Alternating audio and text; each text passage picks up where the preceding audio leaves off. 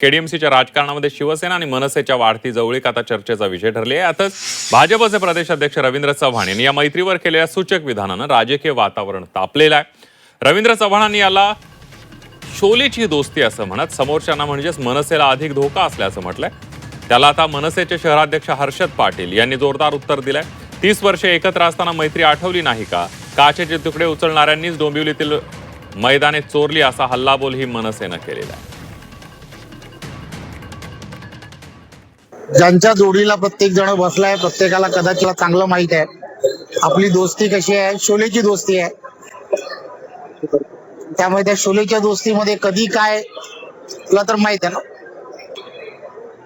त्यामुळे समोरच्याला जास्त धोका आहे असं मला स्वतःला वाटतं.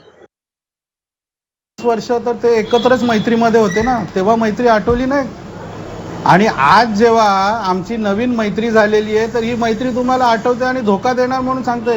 ते तुमच्या आपसमधला जो वाद आहे आधी तो पहिला निस्तरावा आणि नंतर बाकीच्यांना आपण उपदेश द्यावा.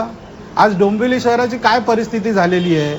आज ईस्ट वेस्टचा ब्रिज 11 वर्ष झाले बंद पडला आहे. डोंबिवली शहराचे रस्ते आज खड्ड्यांनी भरलेले आहेत. रिक्षावाल्यांचा त्रास आहे, फेरीवाल्यांचा त्रास आहे. हे मैत्री आणि दुश्मनांपेक्षा एक समाजाने आपल्याला जे निवडून दिलेलं आहे इथलं लोकप्रतिनिधी म्हणून ते डोंबिवलीसाठी काहीतरी करा. किमान आज 20 वर्ष झाले आहे ती परिस्थिती आहे इथे.